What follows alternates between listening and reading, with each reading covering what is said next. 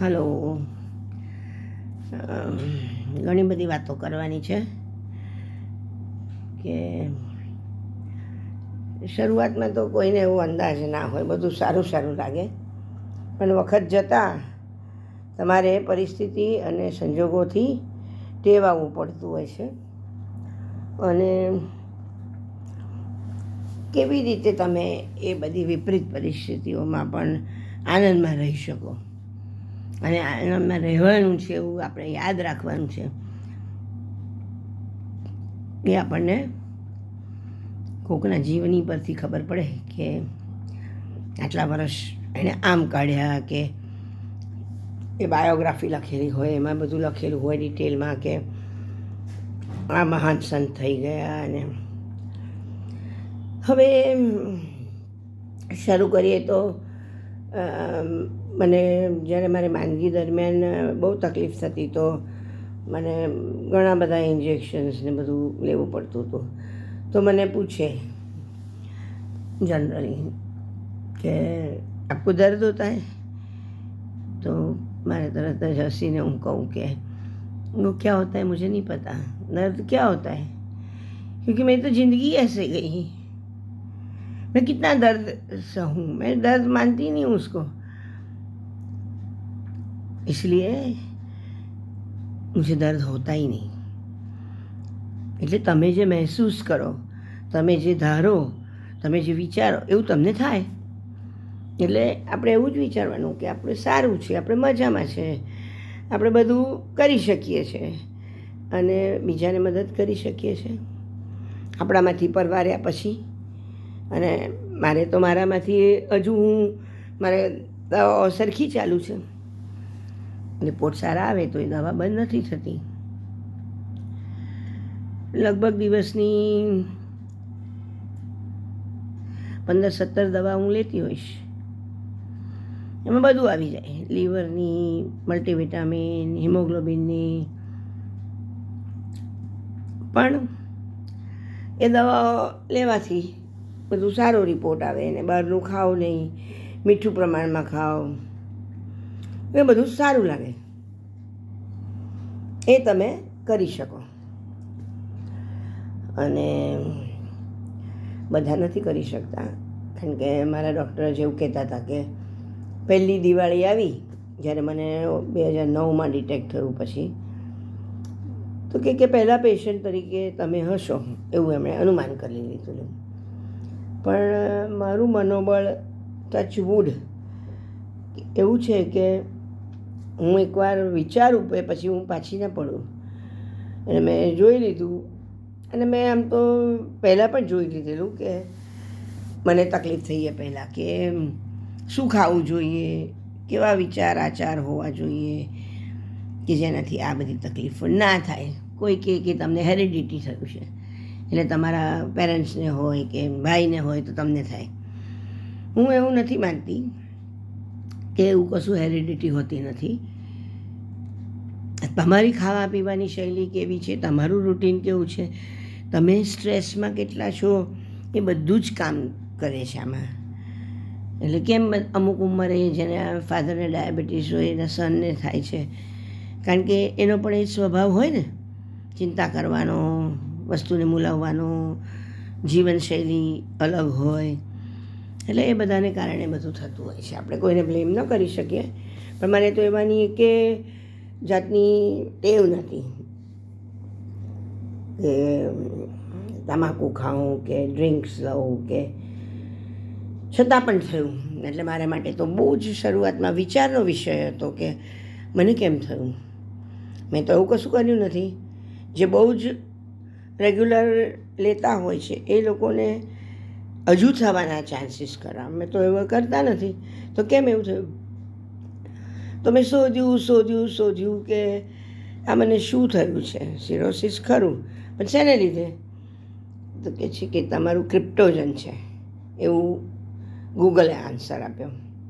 ક્રિપ્ટોજન એટલે શું એ મેં ડિટેલમાં જોયું, તો કે કોઈ કારણ વગર તમને રોગ થાય એનું નામ ક્રિપ્ટોજન લીવર ડિઝીઝ.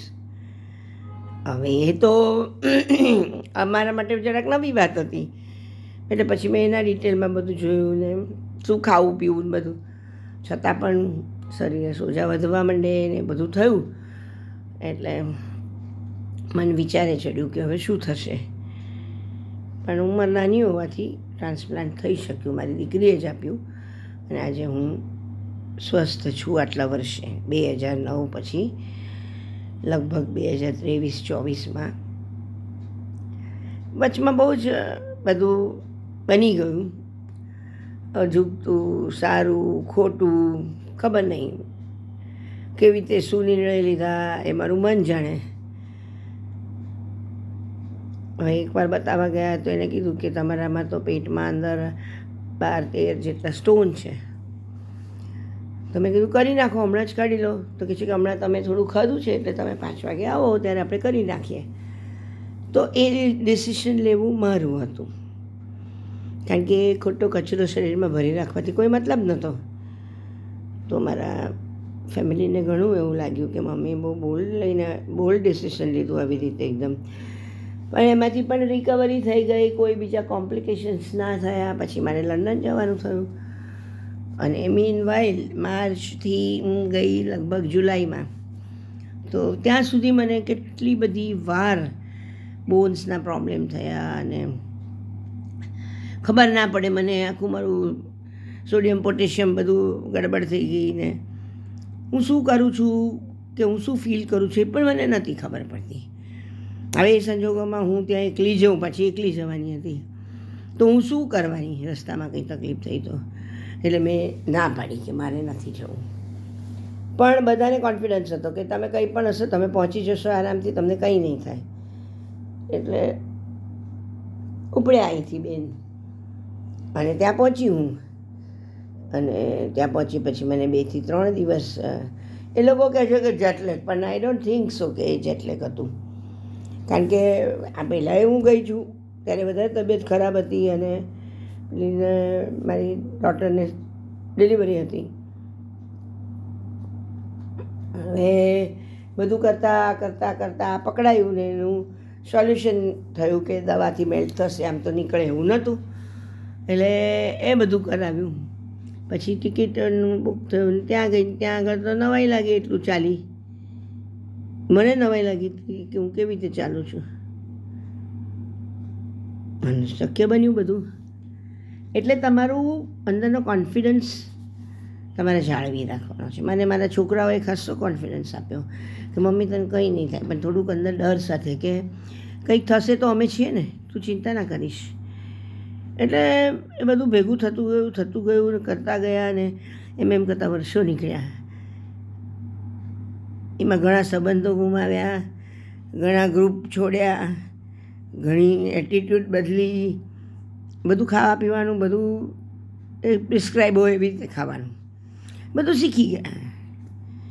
પણ છતાંય મનમાં એમ રહે કોઈક વાર કે જો પેલું પાણીપુરી ખાય છે, જો પીઝાની સુગંધ આવે છે. પણ એ માણસનો સ્વભાવ છે કે એવું થઈ જાય, કારણ કે તમને ખાવા ના મળે એટલે તમને ખાવાની ઈચ્છા થાય ને. જે ન મળે એ જ પહેલાં જોઈએ તમને, કેમ ના મળે મને. અને થોડીક એવી જિદ્દી ને એવી તો ખરી હું કે મારું મને કેમ ના મળે, બીજા લઈ જાય, બીજાને આપી દેવાનું બધું.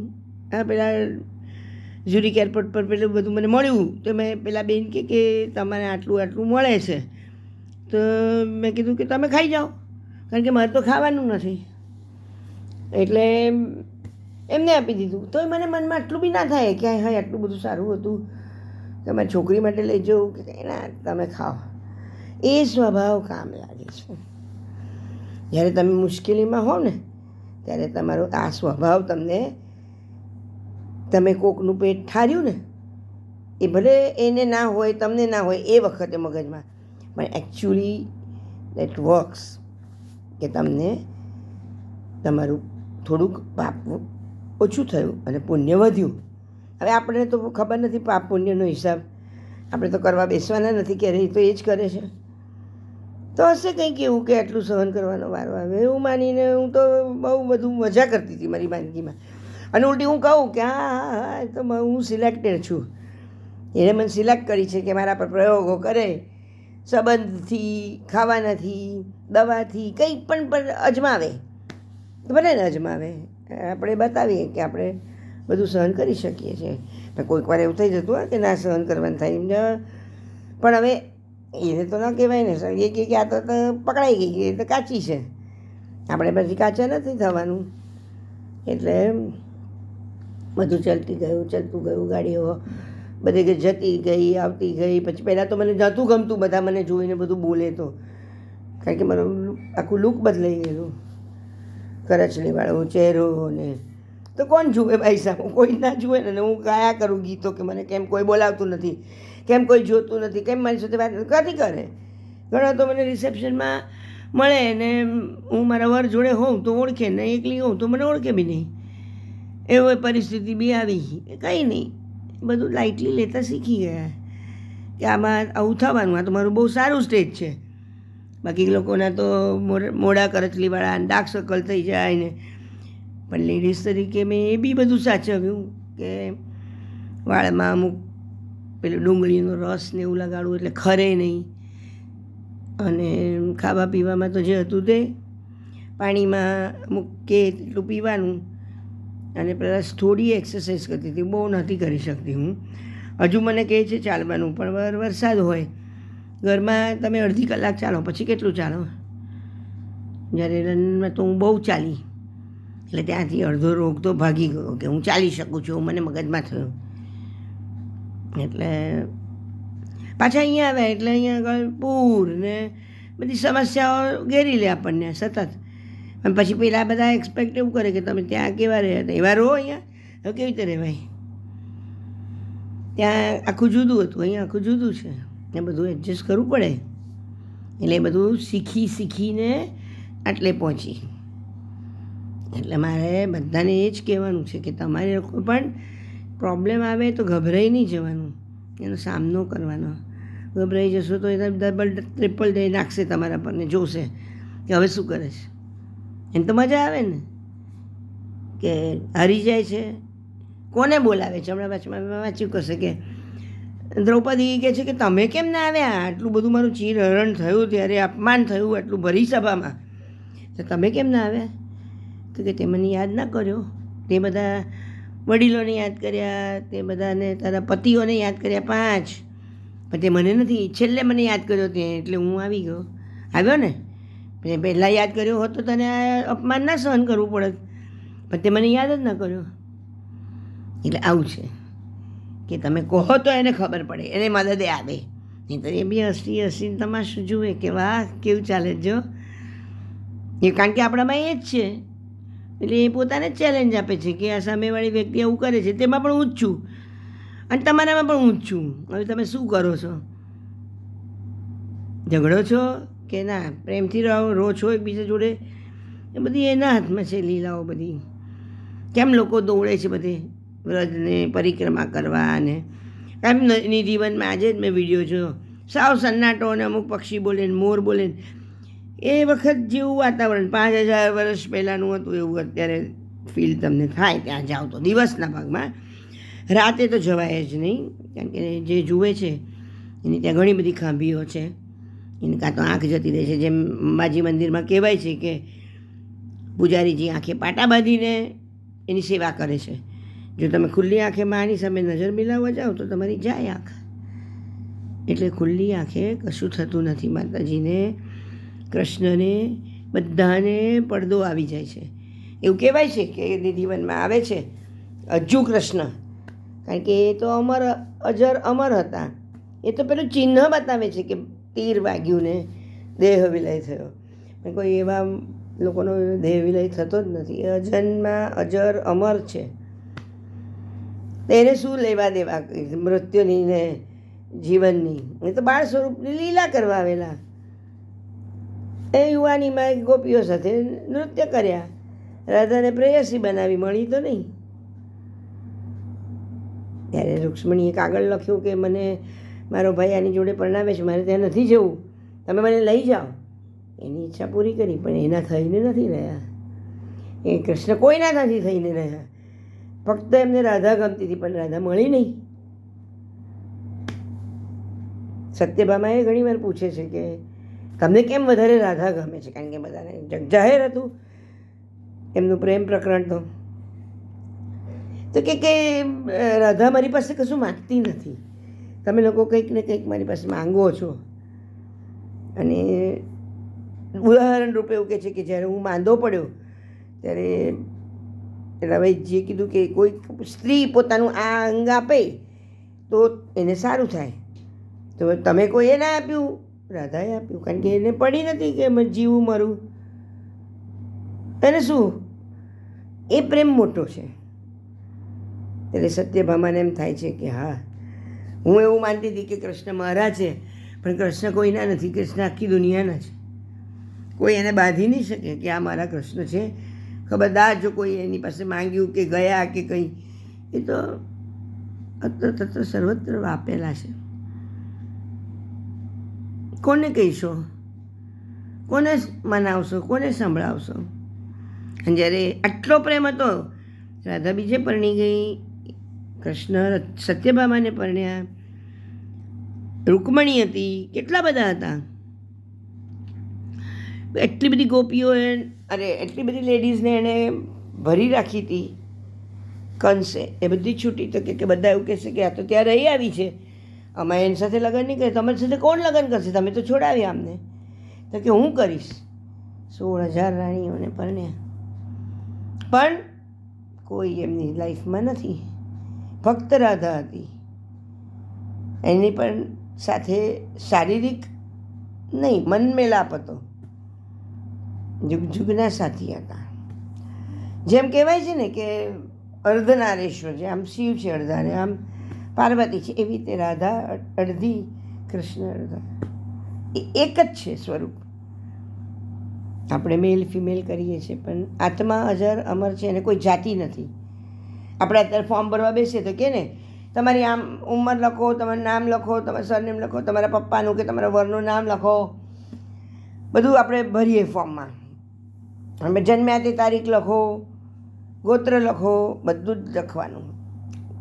પણ કૃષ્ણ તો કહે છે કે જન્મ્યા છે આ માટે જ જન્મ્યા છે, એનું બધું છે જન્મ્યાનું, મૃત્યુનું છે, પણ એમનો મકસદ જુદો. તો એને ઘરનાની સાથે જ લડવું પડ્યું.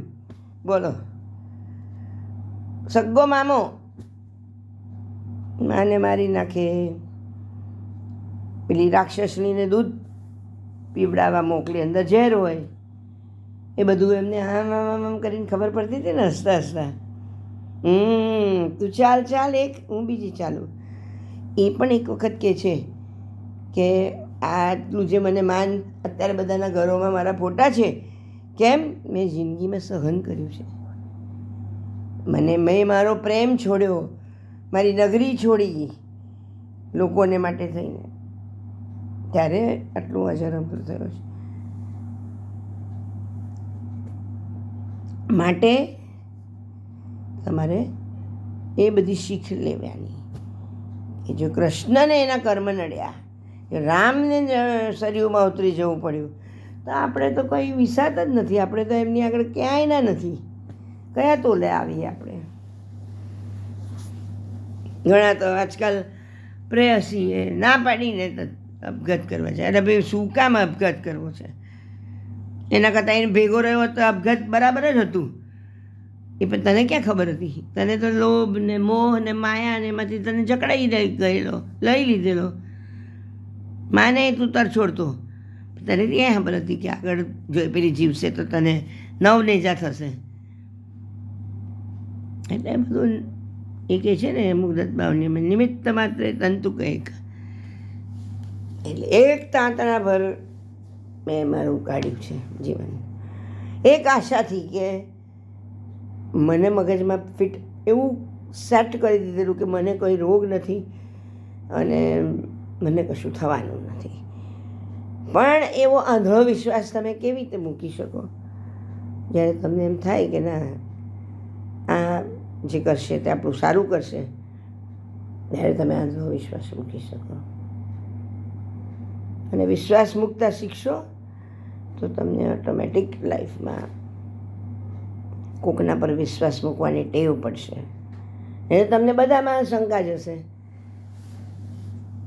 આજે બસ આટલું કરશું તોય ઘણો ટાઈમ થઈ ગયો. નેક્સ્ટ ટાઈમ કંઈક બીજો ટૉપિક.